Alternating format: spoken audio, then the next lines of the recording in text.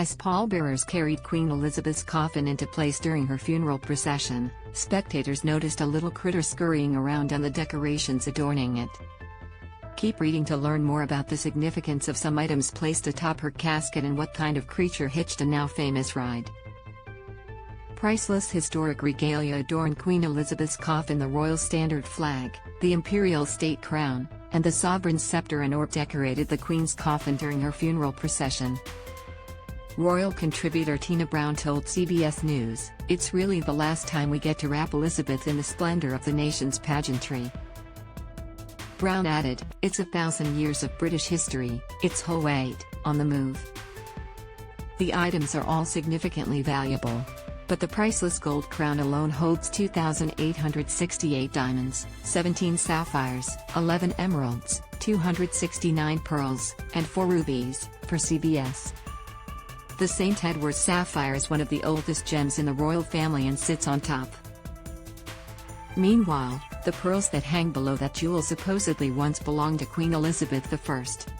A spider hitched a ride on Queen Elizabeth's coffin. As Queen Elizabeth's coffin moved along during her funeral, observers noticed a tiny spider crawling around on the colorful wreath atop it. Notably, King Charles had written a message for his late mother on a note card that went on the wreath. It read, "In loving and devoted memory, Charles R." The spider scuttled around, clinging to that note as the coffin swayed. Some viewers noted it was a good omen full of symbolism. Others thought the late Queen, a fan of nature, would have been happy to share the space with the now famous arachnid, per people. Flowers loaded with significance topped Queen Elizabeth's coffin. The colorful wreath on top of Queen Elizabeth's coffin was stunning. But it was also full of flowers that had significance to the late monarch during her life.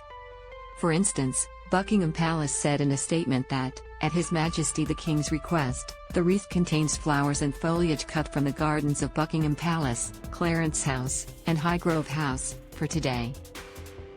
The palace added the display included foliage chosen for its symbolism.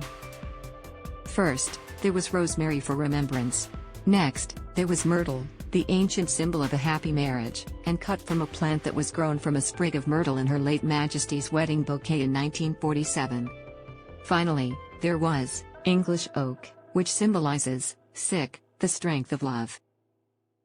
They added, also included are scented pelargoniums, garden roses, autumnal hydrangea, sedum, dahlias, and scabious, all in shades of gold, pink and deep burgundy, with touches of white, to reflect the royal standard, on which it sits.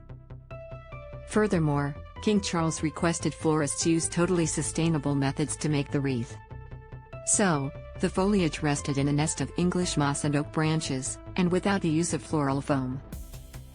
Photos, Queen Elizabeth's corgis and pony were part of her funeral.